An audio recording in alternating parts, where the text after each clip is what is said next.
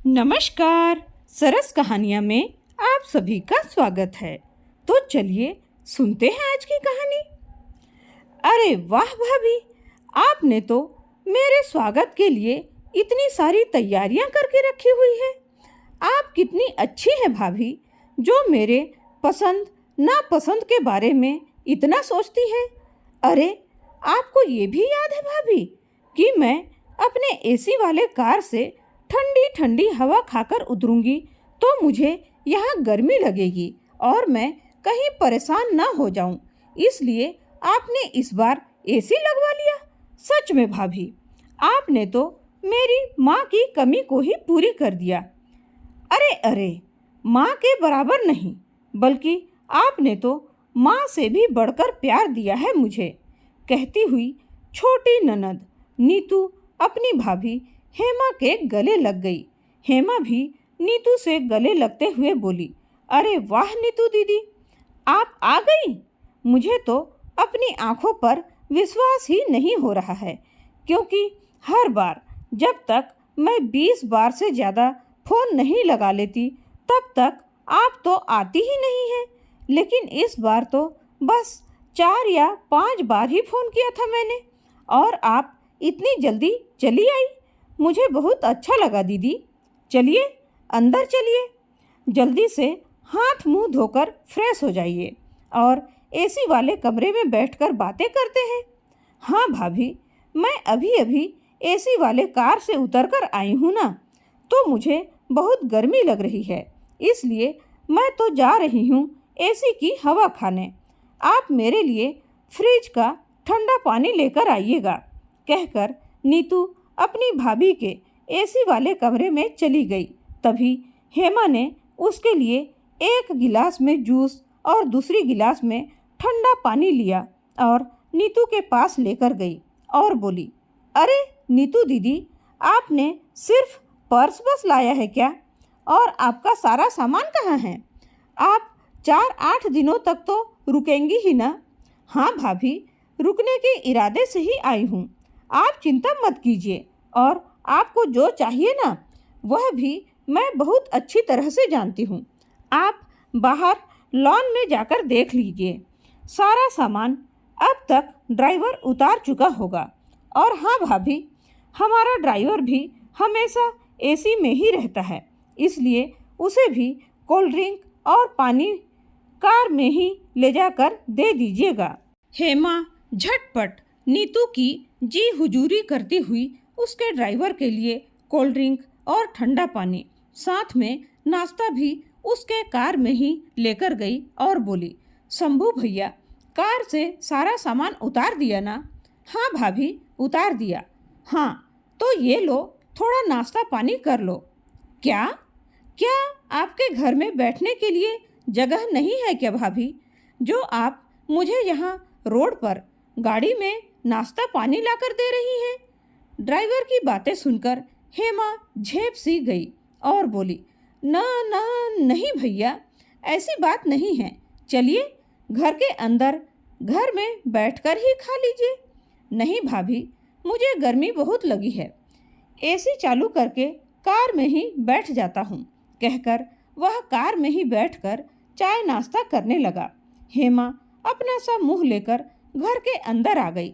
शंभू ने नाश्ता पानी किया और नीतू को फ़ोन किया कि वह वापस जा रहा है। नीतू ने भी उसे जाने के लिए कह दिया। अब हेमा नीतू के पास जा ही रही थी कि उसकी बड़ी ननद रीतू अपने भाई के साथ उनके घर पहुंच गई। उसने खुश होते हुए अपनी भाभी को आवाज़ लगाई, भाभी मैं आ गई। रीतू को देखते ही हेमा का मुंह बन गया। उसने अनमने मन से कहा, अरे आप आ गई? मैंने तो आपको फ़ोन भी नहीं लगाया था ना, फिर आप कैसे? अरे भाभी, आपको भैया ने बताया नहीं कि वे मुझे लेने जा रहे हैं? अरे तुम्हारे भैया तुमको लेने गए थे? मुझे तो पता ही नहीं था। चलिए अब आ ही गई हैं तो आइए अंदर, कहकर वह पहले ही अपने घर के अंदर चली गई। रीतू भी मन महसूस कर अपना सारा सामान उठाई और अंदर लेकर चली गई। तब तक हेमा नीतू के पास जाकर उसके साथ बातें करते हुए उसी के पास बैठ गई। तब तक उनकी आवाज़ सुनकर रीतू भी उन्हीं के पास पहुंच गई। वहां जाकर देखा तो नीतू पहले से ही वहां बैठी हुई थी और वहां हेमा भाभी भी जाकर बैठ गई। रीतू को देखकर नीतू बोली, अरे दीदी, आप भी आ गई? चलो, अच्छा हुआ आप भी आ गई। आइए ना, आकर बैठिए। भाभी, दीदी को एक कुर्सी लाकर दे दीजिए। रीतू बोली, अरे नीतू, तुम्हारे बगल में तो इतनी जगह है, फिर तू भाभी को कुर्सी लाने के लिए क्यों बोल रही है? और हम दोनों बहनें कितने दिनों बाद मिली हैं, तो पास पास में बैठकर एक दूसरे के साथ सुख दुख की बातें करेंगे। तो तू मेरे लिए कुर्सी मंगवा कर मुझे अपने से दूर क्यों बैठाना चाहती है? अरे दीदी, वो क्या है ना, मुझे आजकल क्या हो गया है पता नहीं। किसी का भी थोड़ा सा भी पसीने का बदबू बिल्कुल भी पसंद नहीं आता। और आप तो अपने घर में भी दौड़ भाग करके काम की होंगी और यहाँ तक आई होंगी, तब भी पसीना तो आया ही होगा ना। और आपके पैर भी गंदे ही होंगे। भाभी ने आज ही नया बेडशीट डाला है, कहीं आपके गंदे पैर से कहीं इतना अच्छा बेडशीट ही गंदा ना हो जाए, इसलिए मैंने भाभी से कुर्सी लाने के लिए कहा। आप समझ रही हैं ना दीदी, मैंने क्यों ऐसा कहा? अगर आप कुर्सी में बैठेंगी फिर भी आपको एसी की हवा तो मिल ही जाएगी ना। और आपको जो कुछ भी कहना है आप वहाँ बैठ कर भी तो कह सकती हैं ना। नीतू की बातें सुनकर बड़ी बहन रीतू का चेहरा, जो अपनी बहन को देखकर खिल सा गया था, वह मुरझा सा गया। वह अपनी बहन के पास जितने उत्साह के साथ गई थी, उसके पैर वहीं जड़वत ठिठक कर रह गए। उसके आंखों से आंसू बहने ही वाले थे कि उसने जल्दी से पोंछ लिया। उसी समय उसका भाई वहां आ गया और बोला, अरे रीतू, तुझे कमला और महिमा चाची बुलाने आई हैं। तुम्हें जब उन्होंने कार से उतरते हुए देखा तभी तुझे आवाज़ लगा रही थी, लेकिन तुमने उनके तरफ ध्यान ही नहीं दिया और घर के अंदर दौड़ी चली आई। इसलिए वे लोग तुझसे मिलने हमारे घर चली आई। चल जल्दी से आ जा। रीतू अपने भाई के साथ ही उस कमरे से बाहर निकल गई और कमला और महिमा चाची के गले लग गई और उनके साथ अपने सुख दुख की बातें करने लगी। तभी उसका भाई अपने कमरे में गया और अपनी छोटी बहन नीतू से बोला, क्यों नीतू, तू तो उसकी सगी बहन है, क्या तुझे भी अपनी बहन पर तरस नहीं आता? मैं मानता हूँ कि हेमा पराए घर से आई है, लेकिन तू तो उसकी अपनी बहन है ना। मैंने सुना तुम दोनों ननद भाभी की बातें, किस तरह से उस बेचारी की गरीबी का मजाक उड़ाती रहती हो तुम दोनों। और कमला और महिमा चाची कोई उससे मिलने नहीं आई थी, बल्कि मैंने ही उन्हें यहाँ बुलाया था, समझी, ताकि वह थोड़ी सहज महसूस कर पाए, वरना तुम दोनों तो उसे उल्टे पांव वापस जाने के लिए मजबूर ही कर देते। फिर नीतू बोली, अच्छा भैया, आप ये तो बताइए कि वह किसके कार से आई है? उसके पति के पास कार तो बहुत दूर की बात, बाइक भी ढंग की नहीं है, तो वह किसके कार से आई है? आपके कार से ही ना। आपने उसे कार से लाया, लेकिन मुझे कार से लाने क्यों नहीं गए? बताइए, क्या आप हम दोनों बहनों में पक्षपाती नहीं कर रहे हो? तब उसका भाई देवांश बोला, अरे नीतू, जब तुम आ ही गई थी तो मैं तुम्हारे घर किसे लेने जाता, और जब तुम्हारे घर में कार है ही तो फिर मुझे जाने की क्या ज़रूरत है? लेकिन बेचारी रीतू के घर में नहीं है और उसका घर भी मेरे ऑफिस वाले रूट में ही पड़ता है, इसलिए चला गया था उसे लेने। तो इतनी सी बात का बतंगड़ बनाने की क्या ज़रूरत है? तभी हेमा भी आकर बीच में टपक पड़ी। वह बोली, देखा नीतू दीदी, मैं ना कहती थी, तुम्हारे भैया सिर्फ रीतू दीदी से ही प्यार करते हैं, और तो और ये हर महीने उनके घर जाते हैं, कभी उनके बच्चों के लिए कपड़े ले जाते हैं, तो कभी फल, तो कभी मिठाई लेकर जाते हैं और रीतू दीदी को 1500 पकड़ा कर ही आते हैं। और आपको साल भर में कितना पैसा देते हैं, या फिर आपके घर कितने बार जाते हैं, या आपके बच्चों के लिए क्या लेकर जाते हैं, बताइए। हेमा के ऐसा कहने पर देवांश को बहुत गुस्सा आ गया और उसने उसके ऊपर हाथ उठा दिया। हेमा के ऊपर हाथ उठाते ही नीतू भी डर से थर थर कांपने लगी। उसकी भी बोलती बंद हो गई।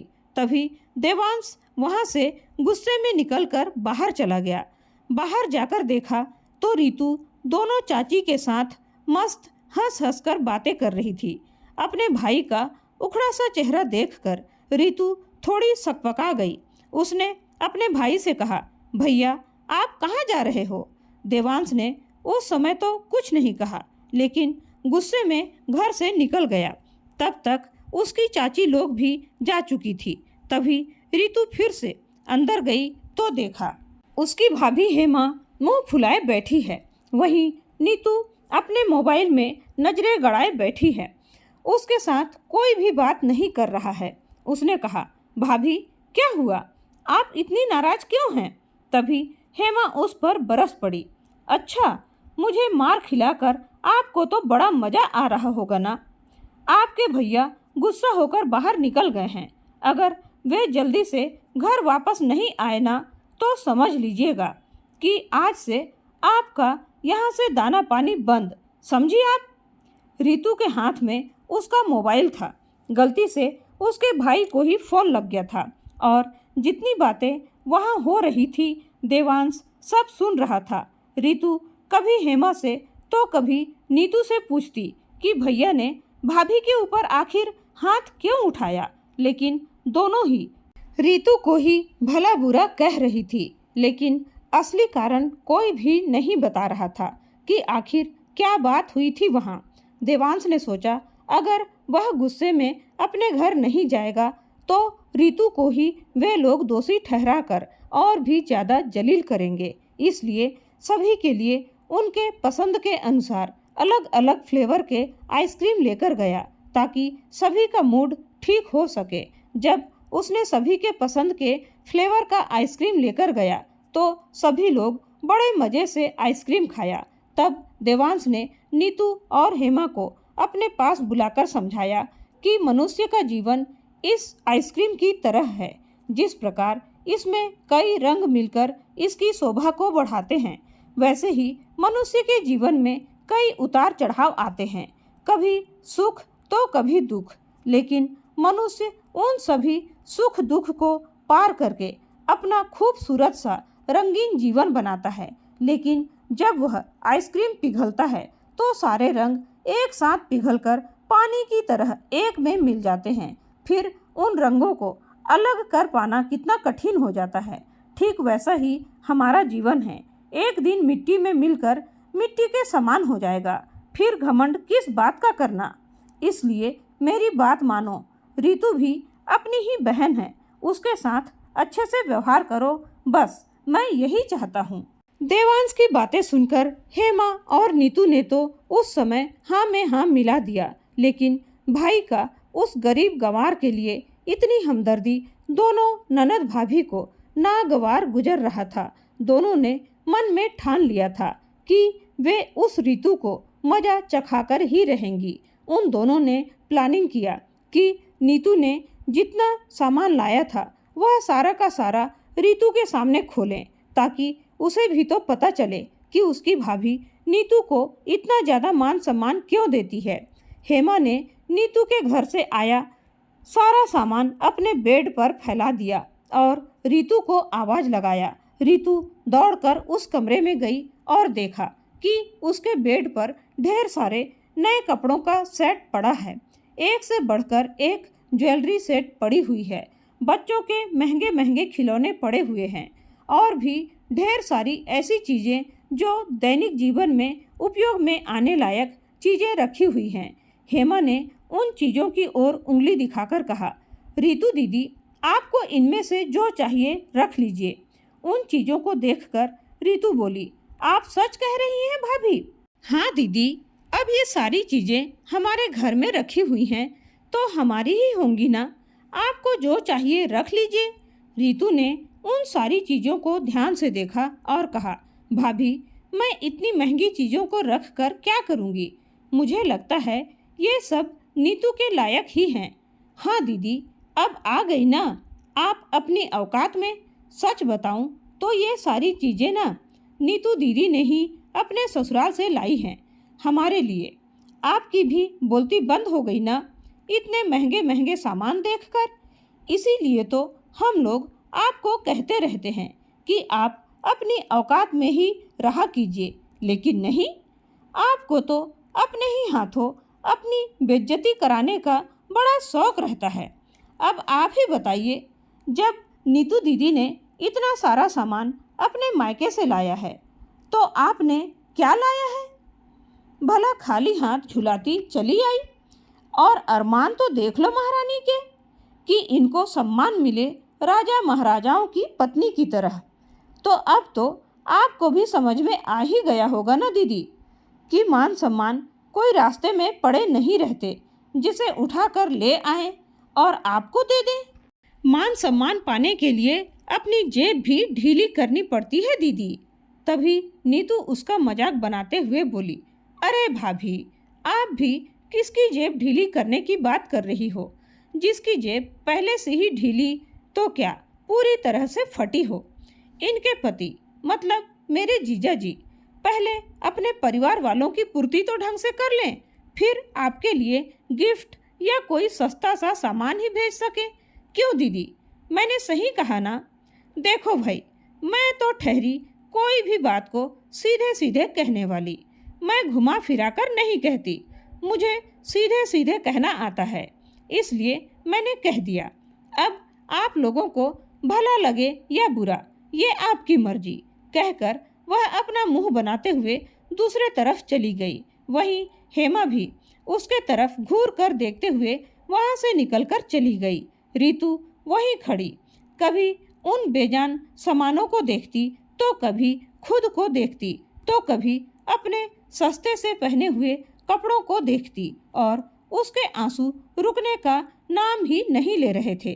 तभी उनके बाजू घर वाली शीला भाभी आई और रीतू को आवाज लगाया और बोली, अरे रीतू, जब से मेरी बेटी अवी को पता चला है कि रीतू बुआ आई है, उसने तो जिद ही पकड़ लिया है कि मैं तो मेहंदी लगवाऊंगी तो रीतू बुआ से ही, जबकि हर बार तो मैं ही उसे मेहंदी लगाती हूँ, लेकिन इस बार उसकी फरमाइश है रीतू बुआ की, इसलिए तुम ही उसे मेहंदी लगा दो।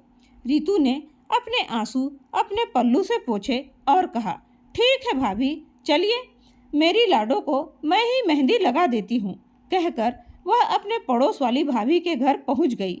वहाँ गई तो शीला ने उसका स्वागत ऐसे किया कि वह अपनी भाभी और बहन के द्वारा किए गए अपमान को थोड़ी देर के लिए भूल ही गई।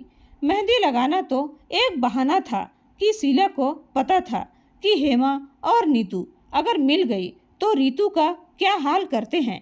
यह बात शीला और उसके पास पड़ोस की सभी महिलाएं अच्छी तरह से जानती थी कि रीतू की माँ का जब से स्वर्गवास हुआ है तब से रीतू का तो मायके में सांस लेना भी मुश्किल हो जाता है, लेकिन उसका भाई ही था जो हमेशा रीतू का साथ दिया करता था ताकि उसे अकेलापन महसूस न हो। लेकिन नीतू को तो अपनी अमीरी के सामने कुछ भी दिखाई नहीं देता था। वह रीतू को तो अपनी बड़ी बहन नहीं बल्कि एक नौकरानी की तरह समझती थी, लेकिन पास पड़ोस की सभी महिलाएं सिर्फ रीतू को ही बहुत ज़्यादा महत्व देती थी। नीतू को तो उसके घमंडी स्वभाव के कारण कोई भी पसंद नहीं करता था। जब रीतू शीला भाभी के घर गई हुई थी तब नेहा और नीतू दोनों एकजुट होकर रीतू का मजाक उड़ाने लगी। तभी नेहा ने कहा, नीतू दीदी, आपने हमारे लिए अपने ससुराल से इतने महंगे महंगे सामान लाया है तो हमारा भी तो फर्ज बनता है ना कि हम भी आपको कुछ महंगी चीज़ें उपहार में दें, तभी तो आप अपनी सास और अपने पति को दिखाएंगी कि आपके मैके से आपको क्या क्या मिला है। ऐसा कीजिए, अभी न ही आपके भैया घर पर हैं, न ही वह गरीब भिखारिन रितु दीदी। इसीलिए आप जल्दी से ये महंगी महंगी साड़ियाँ आपके भैया ने आप दोनों बहनों के लिए लाए हैं, उन्हें रख लीजिए और मैं आपके भैया के सामने दोनों बहनों को उसी कैरी बैग में सस्ती सी साड़ी को भर कर दे दूंगी। अरे भाभी, तो मैं वो सस्ती सी साड़ी को क्या करूंगी? मैं तो पहनती भी नहीं हूँ। अरे दीदी, आपकी काम वाली है ना, उसे दे देना, उसमें सोचने वाली क्या बात है?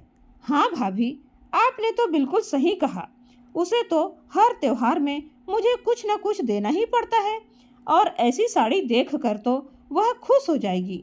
रितु दीदी भी ऐसी ही सस्ती सी साड़ी ही पहनती है, उसे भी अच्छी ही लगेगी।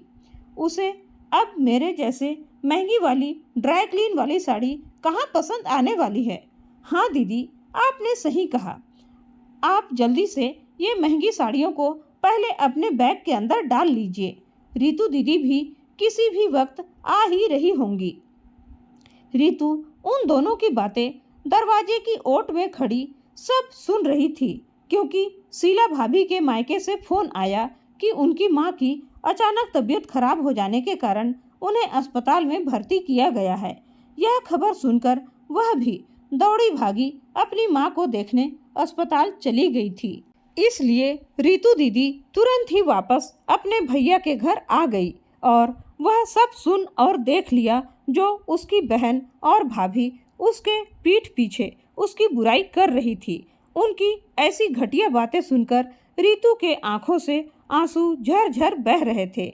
वह मन ही मन बोली, अरे भाभी, तुम मेरे सामने भी नीतू को महंगी साड़ी दे देती तो मैं बिल्कुल भी कुछ नहीं कहती, लेकिन मेरे पीठ पीछे कितना कुछ बोल रही हो। लेकिन उसने चुप रहने में ही अपनी भलाई समझी और चुपचाप जाकर रसोई से बर्तन समेटकर उन्हें साफ करने लगी। जब बर्तन की आवाज़ अचानक से आई तो हेमा दौड़कर आई कि कहीं कोई चोर तो नहीं आ गया।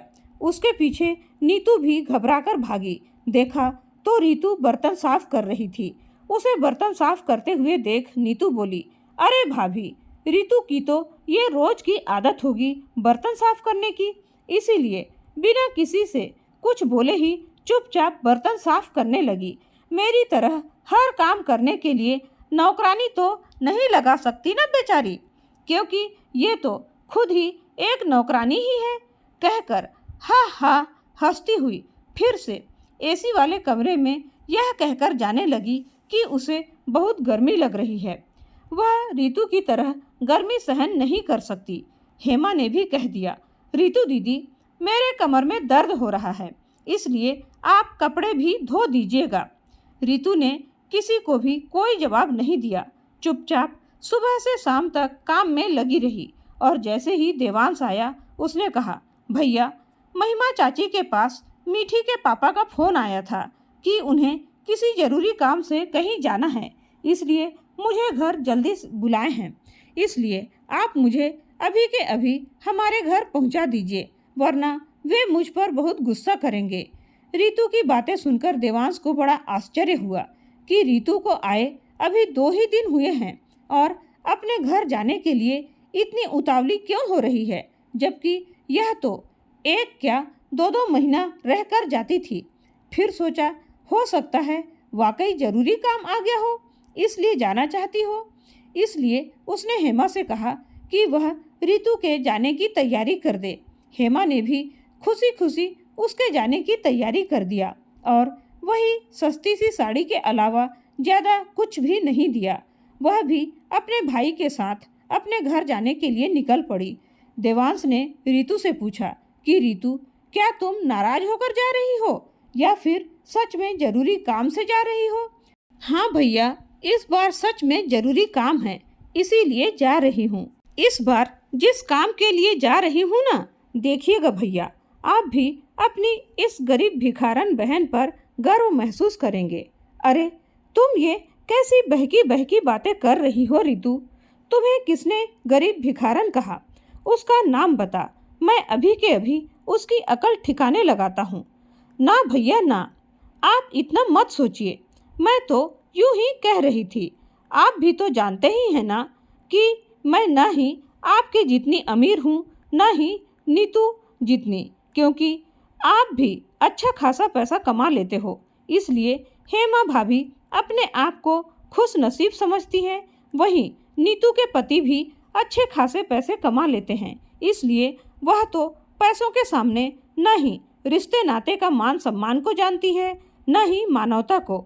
उसके सामने सिर्फ पैसे वाले ही उसके सगे संबंधी हैं, वरना हमारे जैसे गरीब लोगों को तो वह अपने पास भटकने भी न दे, क्योंकि हम गरीब लोग दिन रात काम करते हैं, जिससे हमें पसीना आते रहता है और वही पसीना उसे बदबू देता है, जिसका गंध वह सहन नहीं कर सकती। मैं भला ऐसे अमीर लोगों से क्यों नाराज होने लगी? मेरी औकात ही नहीं है ऐसे गरीब लोगों के पास बैठकर चार बातें करने की। नाराज होना तो दूर की बात है, इसीलिए मैं किसी से भी नाराज नहीं हूँ भैया, कहकर वह अपने भाई के चेहरे के तरफ देखने लगी।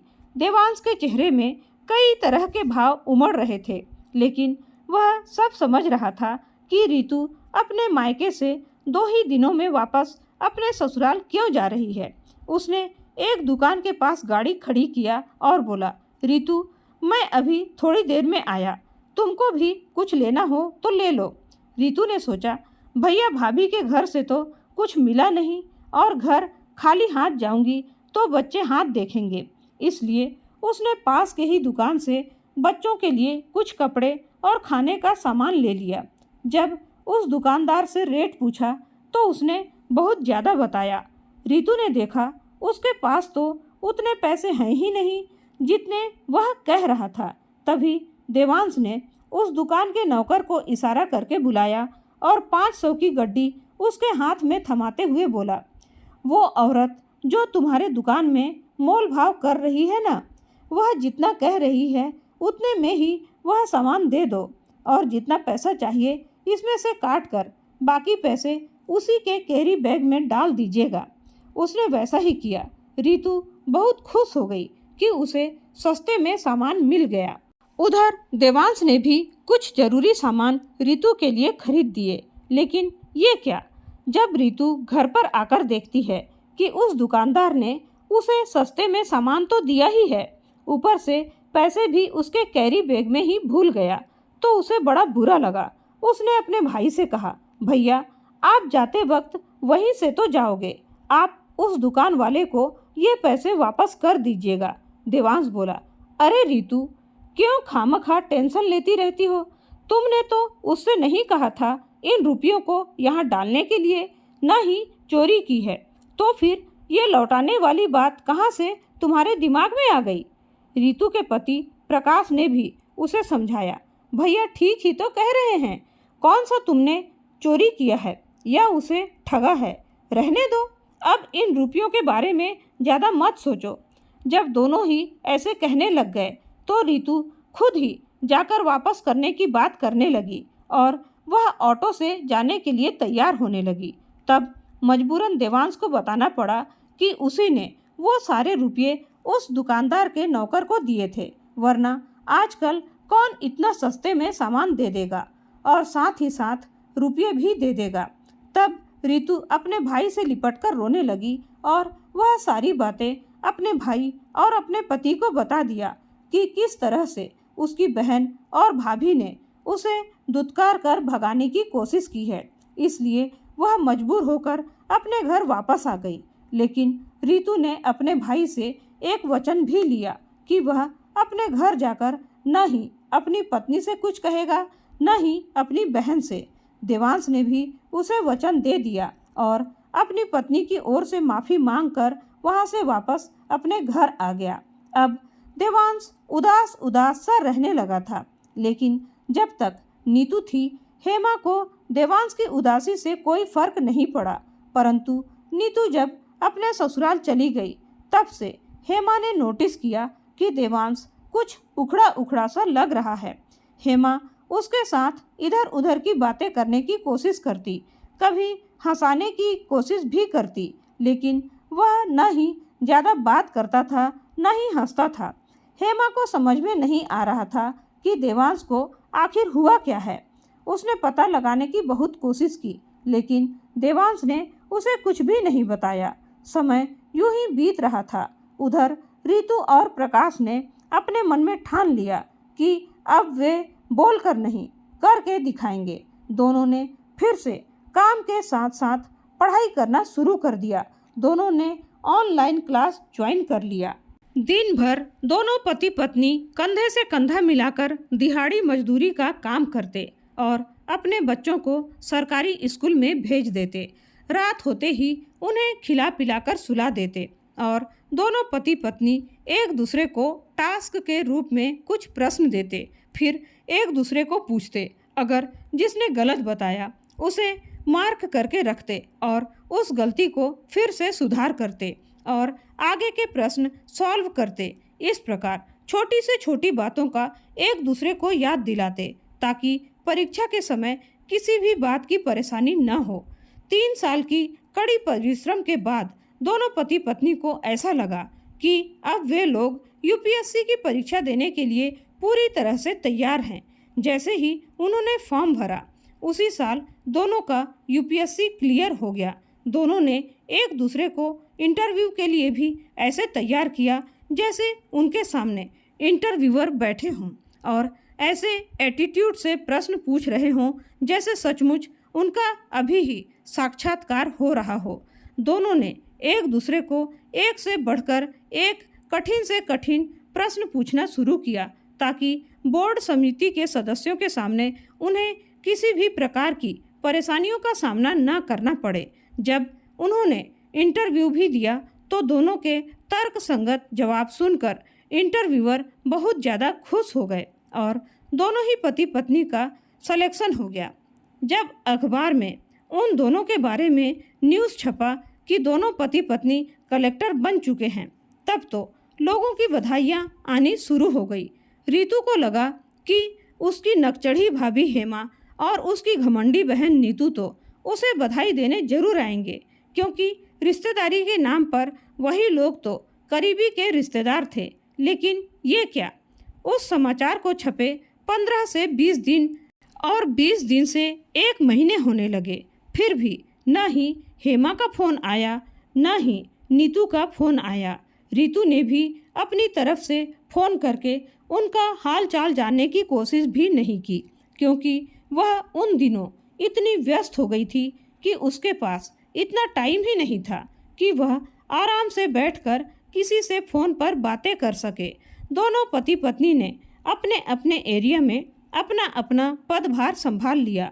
एक दिन रितु के पति प्रकाश, जो कि कलेक्टर के पद पर कार्यरत था, उसके पास एक बहुत बड़े बिजनेसमैन का सिफारिश आया कि वह एक आदमी जो स्मगलिंग के केस में पकड़ा गया था, उसे अच्छी खासी मोटी रकम लेकर छोड़ दिया जाए। कलेक्टर साहब ने जब उस स्मगलर का नाम और फोटो देखा तो उन्हें अपनी आंखों पर विश्वास ही नहीं हो रहा था कि वह व्यक्ति स्मगलिंग का काम कैसे कर सकता है, क्योंकि वह व्यक्ति कोई और नहीं बल्कि नीतू का पति अभिषेक था, जो 6 महीने पहले ही लॉकअप में बंद था। उसे छूटने का कोई रास्ता ही नहीं समझ आ रहा था। लेकिन जब उसे पता चला कि उसकी पत्नी की बहन और उसका पति दोनों ही कलेक्टर बन चुके हैं, तो उसी ने अपने बॉस को अपने लिए सिफारिश लेकर भेजा था, लेकिन अपना नाम बताने के लिए मना किया था, क्योंकि वह जानता था उसने और उसकी पत्नी ने उनकी गरीबी का कितना मजाक उड़ाया था। इसलिए उसके मन में डर था कि कहीं प्रकाश उससे उसका बदला न ले ले। इसलिए वह दूसरे के आड़ से अपना काम बनाना चाहता था। लेकिन प्रकाश एक ईमानदार ऑफिसर था। उसने बचपन से गरीबी देखा था, इसलिए ईमानदारी और परिश्रम उसके मन में कूट कूट कर भरी हुई थी। उसका मानना था कि अगर हम रिश्वत लेकर बेईमान लोगों को बचाते रहेंगे, उन्हें गलत काम करने देंगे, तो हमारा देश उन्नति की ओर नहीं बल्कि अवनति की ओर चला जाएगा। इसलिए मेहनत करके पेट भरो और देश को आगे बढ़ाओ, यही सिद्धांत था उसका। इसलिए उसने साफ मना कर दिया उसके बॉस ने बहुत मिन्नतें किया, लेकिन कलेक्टर प्रकाश राव ने कहा कि उसके साथ जितने लोग भी जुड़े हैं सभी को हवालात में डालना ही पड़ेगा। प्रकाश की बातें सुनकर उसका बॉस थर थर कांपने लगा और वह वहां से भाग गया। इस बात की पता जब नीतू को चली तो वह रात के समय में रोती गिड़गिड़ाती अपनी बहन रीतू के पास गई और सारा वाकया कह सुनाया कि वह जिन पैसों पर ऐश करती थी वह उसका पति मेहनत करके नहीं कमाता था, बल्कि नंबर 2 का काम करता था। उसने बहुत से लोगों से पैसे उधार भी ले रखा है। उधारी वाले लोग भी उनके घर जाते हैं और धमकी देते हैं कि अगर उनके पैसे नहीं दिए तो वे लोग उनके बच्चों को अगवा करके भी ले जा सकते हैं और किसी कोठे में बेच सकते हैं। उसकी बातें सुनकर रीतू सन्न रह गई।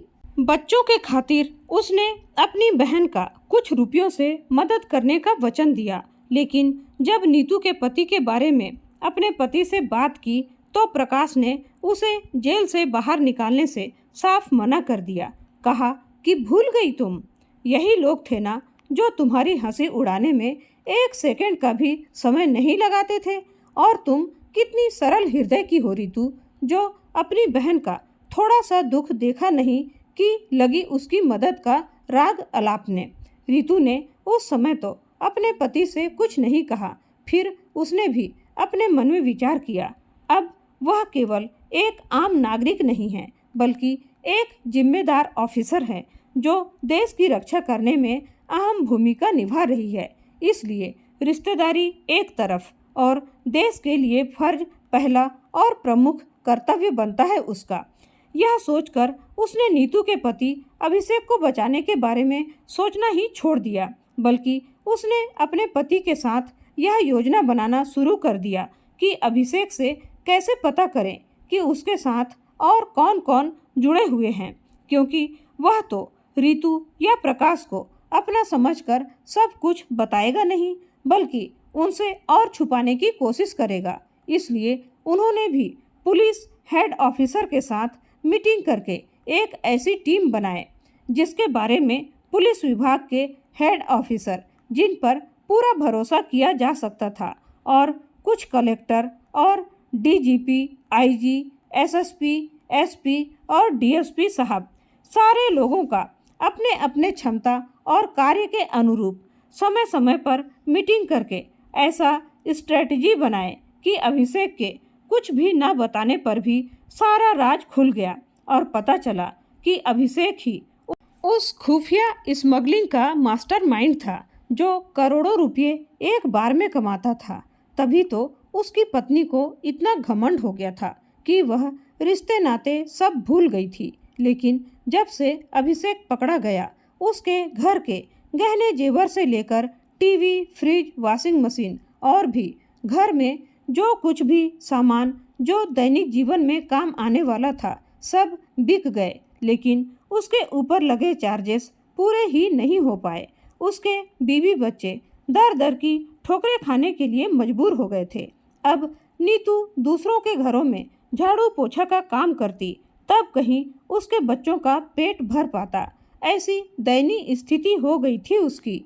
नीतू को जब से पता चला था कि उसकी बड़ी बहन कलेक्टर बन गई है, उसे विश्वास हो गया था कि वह उसकी मदद जरूर करेगी। लेकिन उसके पति ने गुनाह ही इतना बड़ा किया था कि वह माफ करने लायक नहीं था। इसलिए रीतू चाह कर भी उसकी कोई मदद नहीं कर पा रही थी और अगर नीतू को अपने घर में रखती तो लोग उसी के ऊपर उंगली उठाते कि एक अपराधी के परिवार को कलेक्टर होकर अपने घर में पनाह दिया है। इसलिए वह उसे चाहकर भी अपने घर में भी नहीं रख पा रही थी। इसलिए उसने उसके लिए बहन होने के नाते और मानवता का फर्ज निभाते हुए अपने पुराने मकान में रहने के लिए जगह दे दिया और उनके लिए उनकी आवश्यकता की सारी वस्तुएं वहीं पहुंचा दिया, ताकि वह अपने बच्चों को तो पेट भर भोजन करवा ही सकती थी। वहीं हेमा की हालत इतनी खराब थी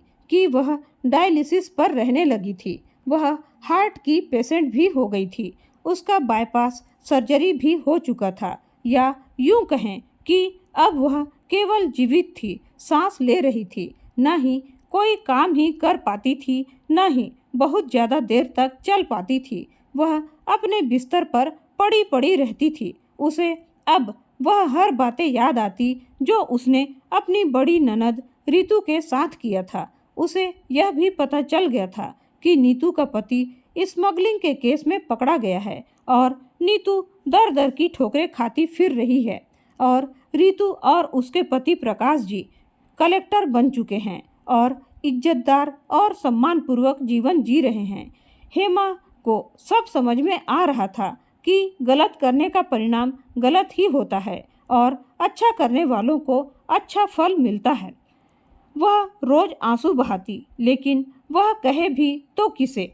अपनी तकलीफ वह किसी से नहीं कह सकती थी।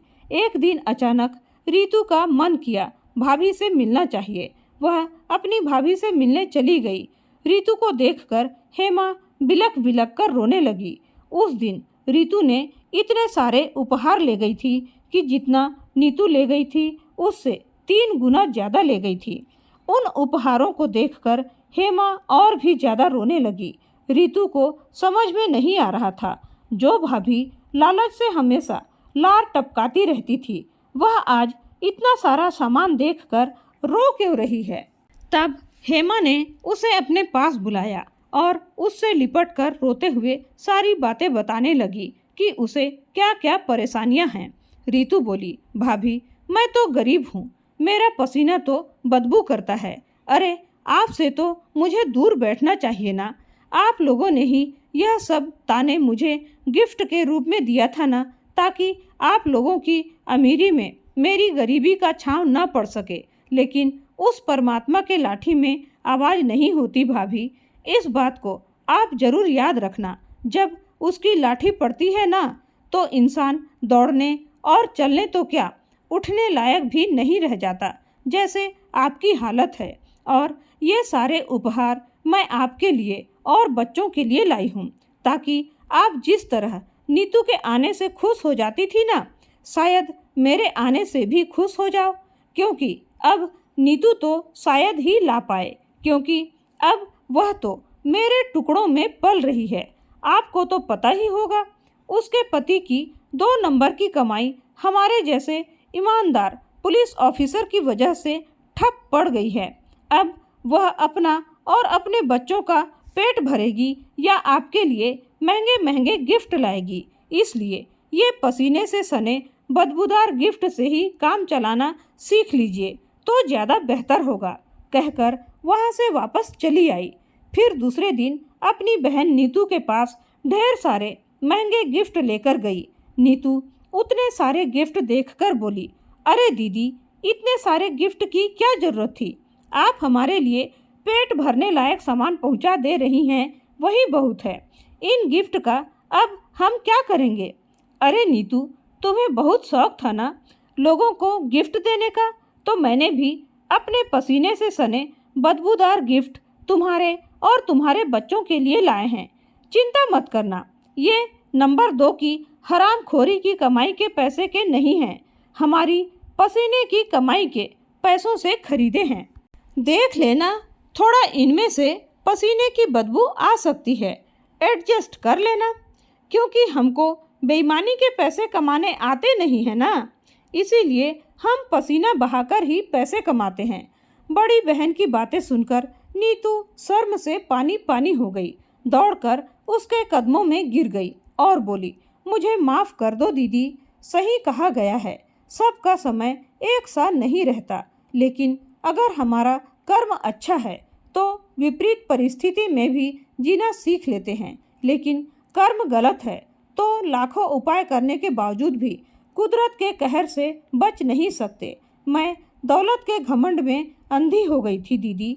मुझे ऐसा लगता था कि मेरे पति के पास तो इतना पैसा है कि वह पैसों के दम पर सारे अधिकारियों को खरीद लेंगे, लेकिन आज मैंने जाना झूठ की नींव पर कितनी भी बड़ी चमचमाती बिल्डिंग बना लो, एक दिन उसका टूटना तय है, लेकिन सच की नींव पर बनी एक घास फूस की झोपड़ी भी सालों साल टिकती है।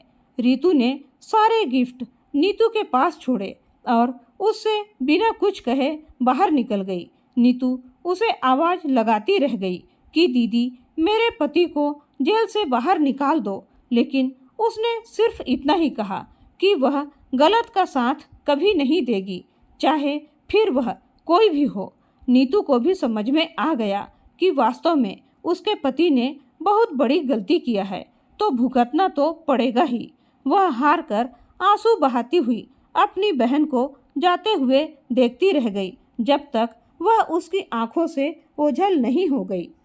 तो दोस्तों, इस कहानी में रितु ने अपनी भाभी और बहन को ईंट का जवाब पत्थर से देकर सही किया या गलत, और इस कहानी का कौन सा पात्र आपके दिल को छू गया? अपने अनमोल विचार कमेंट करके जरूर बताइएगा। कहानी पसंद आई हो तो लाइक और शेयर जरूर कीजिएगा दोस्तों।